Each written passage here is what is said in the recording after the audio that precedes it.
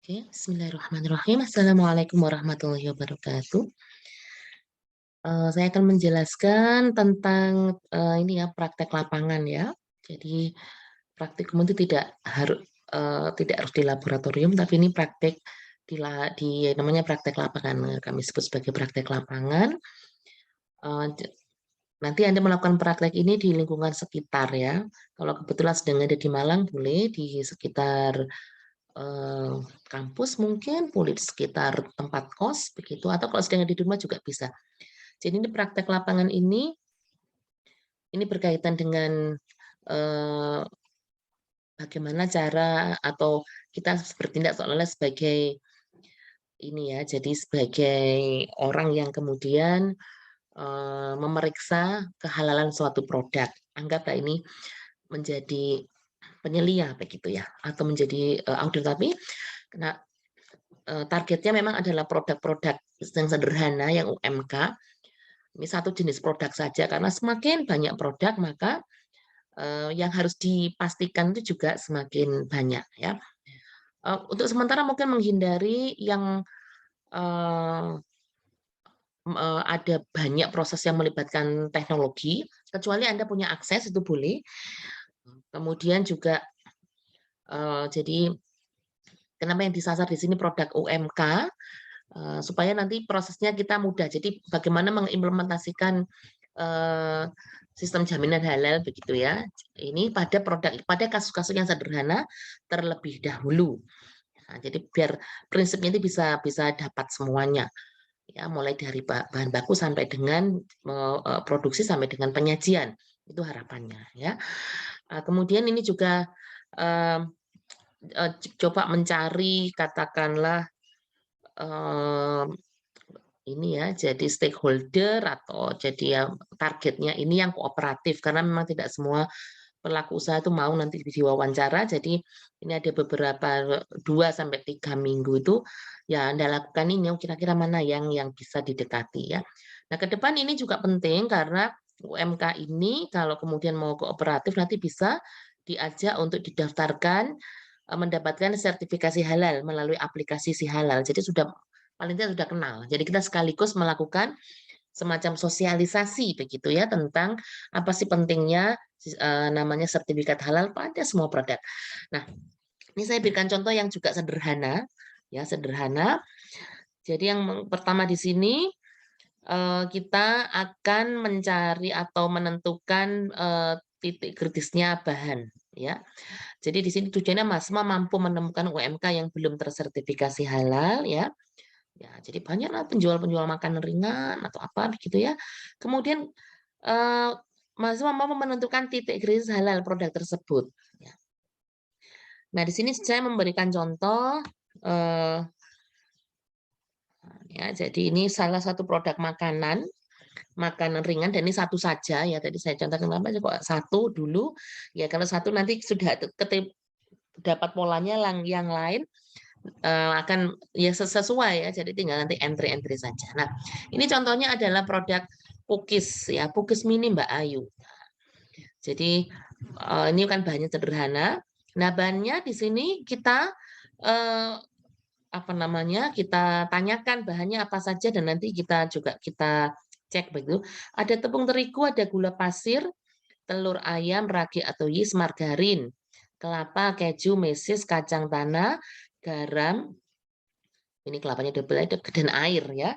Nah, untuk alatnya ada cetakannya, kemudian ada wadah baskom, kocokan telur, sendok, parutan kelapa, saringan, kuas. Kemasannya dengan mika plastik.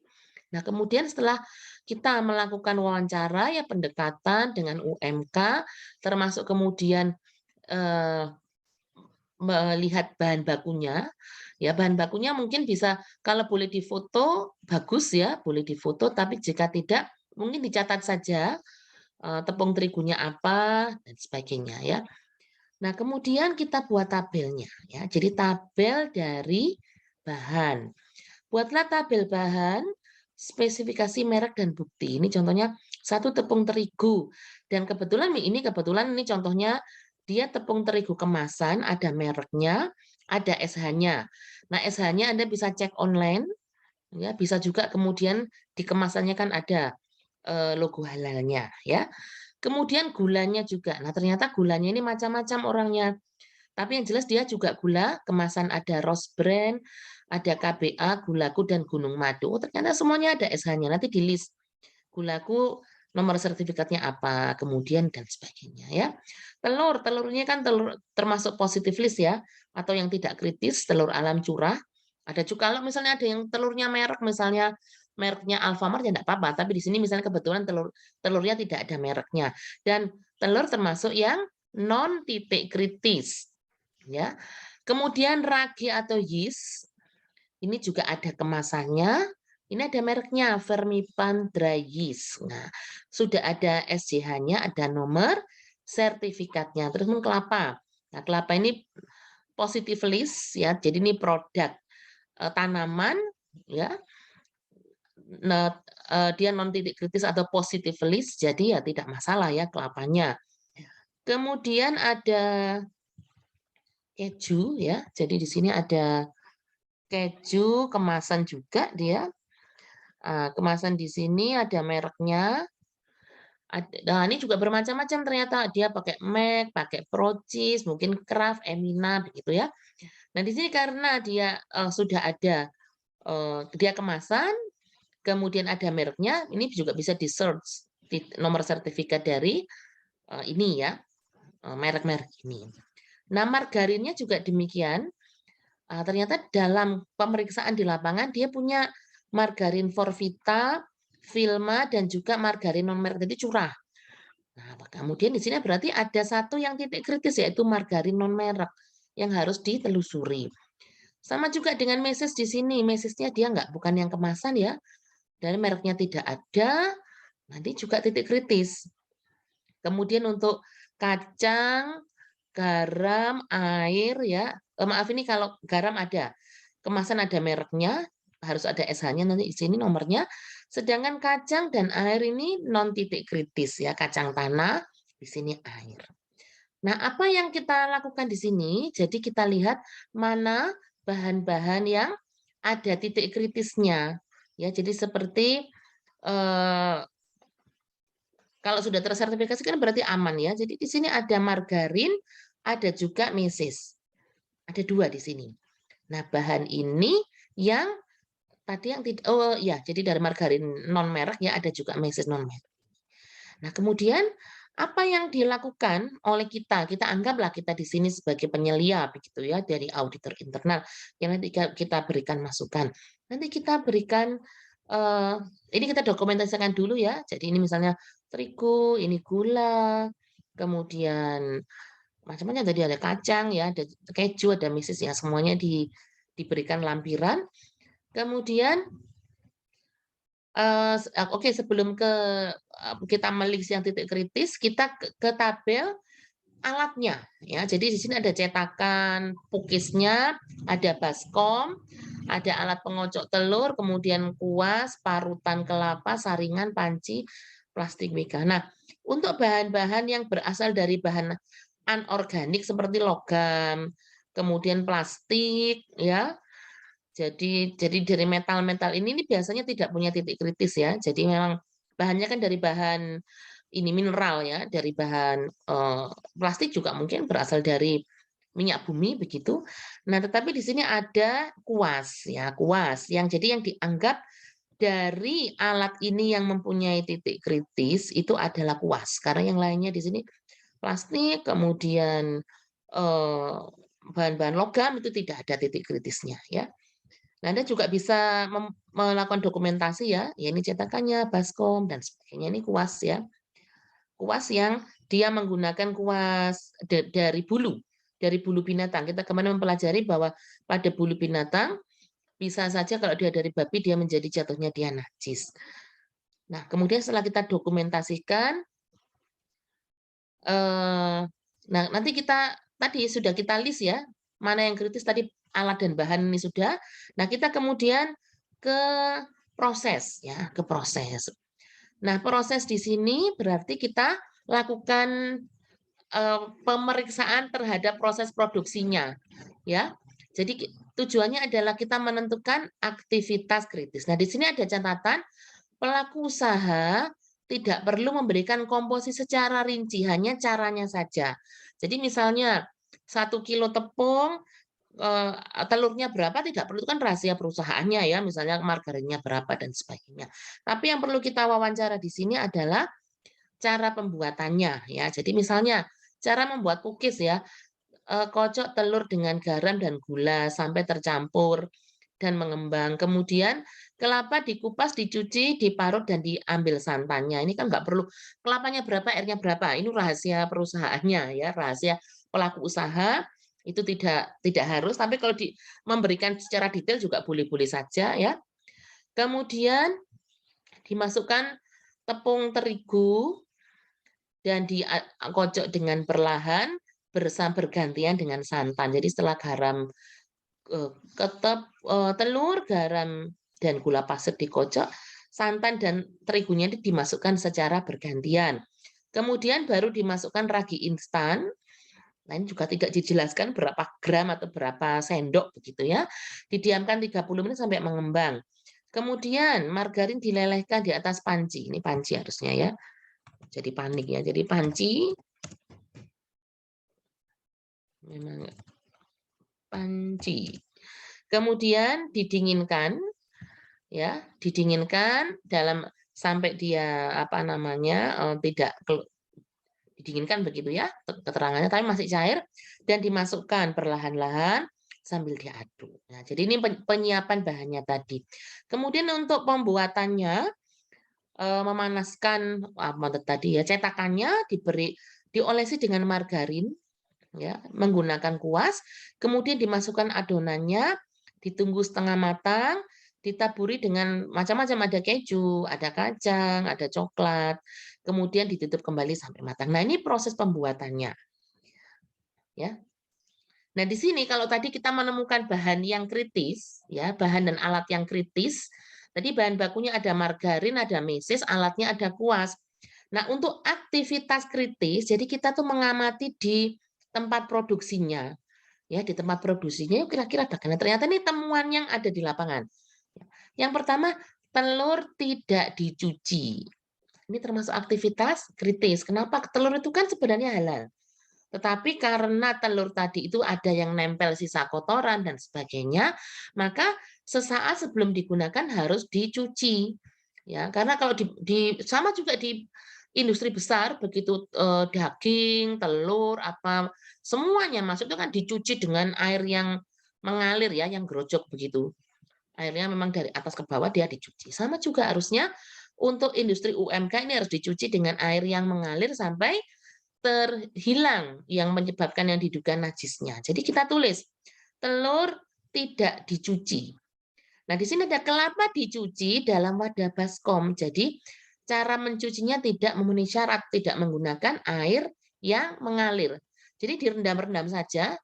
Nah, sementara di situ kelapa misalnya habis dikupas, ditaruh di bawah, di lantai, begitu harusnya dia dicuci pada air yang mengalir ya. Nanti kan ada sarannya ya, misalnya bisa juga pada tempat yang ada seperti saringan begitu kan diguyur air itu kan bisa menghilangkan apa namanya najisnya, misalnya dia terkontaminasi najis. Nah, kemudian ini juga ini sederhana. Wadah air dalam gentong ada kotoran cicak. Nah, ini termasuk apa namanya? Air yang jadi apa kira-kira kalau ada gentong itu kira-kira kan tidak besar ya. Airnya suci tapi ada najis namanya air mutanajis. Nah, ini juga menjadi masalah ya. Nah, kalau ini tidak terjadi biasanya kalau di produsen besar karena airnya itu dari keran yang gede-gede itu mengalir gitu. Mungkin dia ada kotorannya tapi karena dia sangat banyak lebih dari 2 kula begitu ya dan itu grojok terus begitu dan tidak merubah warnanya, aromanya maka masih suci. Tapi kalau digentong di tulisannya kan wadah air dalam gentong. Volumenya berapa ini ada kotoran cicak. Nah, ini juga menjadi masalah ya. Kemudian ada tempat produksi terdapat lubang saluran air yang bisa dilalui tikus. Ini juga menyebabkan dia kritis.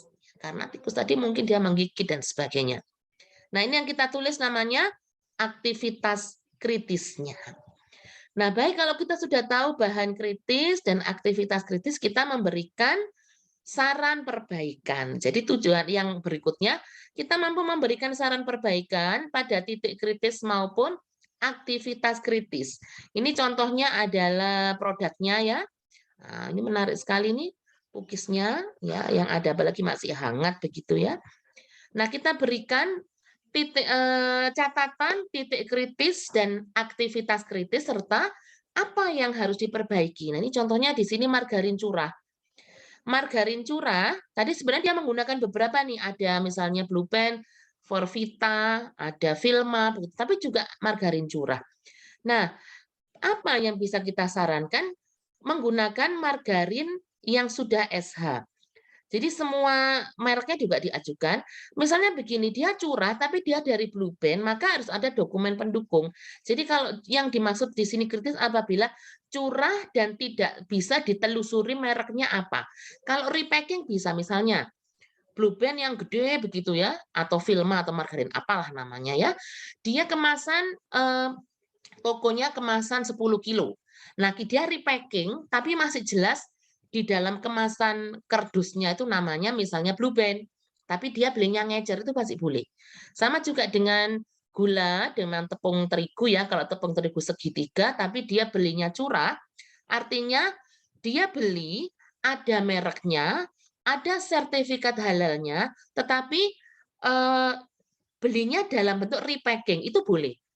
Apa buktinya? Dari dokumen pembelian. Dokumennya misalnya dari nota ada tulisannya tepung terigu segitiga. Ya, jadi dia ada mereknya, tapi dia repacking. Gula juga bisa. Misalnya gula kalau di Malang ada gula Kebonagung begitu ya, tapi dia repacking. Repacking dari gula Kebonagung yang kemasannya besar itu boleh. Nah, Mesis tadi juga kritis ya. Ini jika tidak ada bukti ketelusuran apa merek mesisnya, maka ya tidak bisa menjadi uh, nggak ada bukti bahwa dia halal. Tapi kalau mesisnya curah, tapi ada bukti nota mereknya adalah apa begitu ya. Jadi mereknya misalnya apa ya merek mesis ya, tapi adalah ya. Jadi merek yang dia repacking begitu ya, toko-toko kue itu masih bisa digunakan.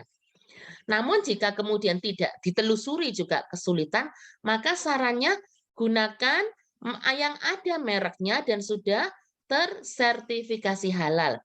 Nah, apabila mesisnya itu mereknya macam-macam, semuanya dimasukkan. Misalnya, oh ini kadang mereknya A, merek B, merek C, karena tergantung dari konsumen atau tergantung dari variannya, begitu ini juga dimasukkan semuanya. Nah, kuas ini jelas tidak ada merek ya, kuas bulu. Boleh menggunakan mengganti dengan kuas yang aman adalah kuas silikon ya, karena dari bahan anorganik jelas dia halal. Atau menggunakan kuas bulu yang dia sudah halal. Ya bulunya misalnya bulu binatang lain ya, sapi begitu, tapi dan itu dipastikan dalam produksinya dia sudah halal. Nah, jadi di sini dari bahan baku dan alatnya yang dia kritis, kita berikan saran apa yang bisa diganti dan agar memenuhi kriteria halal ya. Kemudian di aktivitas tadi telur tidak dicuci ya, berarti sarannya telur dicuci dengan air mengalir sampai hilang najisnya yang menempel tadi ya. Kelapa juga demikian. Kelapa ini bahan yang positif list juga, asalnya dia suci tapi karena dalam prosesnya dia kontak dengan berbagai macam bahan, maka harusnya dicuci dengan air yang mengalir. Kemudian ini wadah air ya. Jadi kalau wadah airnya di sini buka tutup secara tradisional, jadi cicak itu bisa masuk kalau nutupnya tidak rapat, maka sarannya sederhana. Kita menggunakan tandon air, tandon itu nggak harus yang tandon gede gitu kan, ada tandon yang kecil ya, mungkin kapasitasnya 10 atau 20 liter. Nah, akan lebih baik jika menggunakan yang ada keran di bawah. Jadi di atas itu tertutup rapat. Tidak ada hewan masuk. Ya, kecuali ketika kita mengisi air ya kemudian dipastikan nanti tutup lagi. Nah, ini lebih aman. Jadi kita berikan saran, ini kan sederhana hanya perkara wadah air. Tapi kalau sering buka tutup, nutupnya nggak rapat, ada kotoran cicak, airnya sedikit, jadinya mutan najis. Mau digunakan mencuci tidak bisa mensucikan. Jadi di sini harus diberikan saran ya, disaran pakai ini. Kemudian tempat produksi. Nah, kenapa di sini tikus ini selain dia kotor, dia juga menyebarkan ini ya, media berbagai macam penyakit, ini juga kemudian dia bisa mengotori alat dan bahan baku. Nah, nanti jadi selain tidak higienis, ini juga harus dihindari. Nah, jadi sarannya di sini ya ditutup lubang saluran airnya sehingga tikus ini tidak bisa masuk. Nah, itu kira-kira begitu ya. Jadi untuk praktek lapangannya, ya.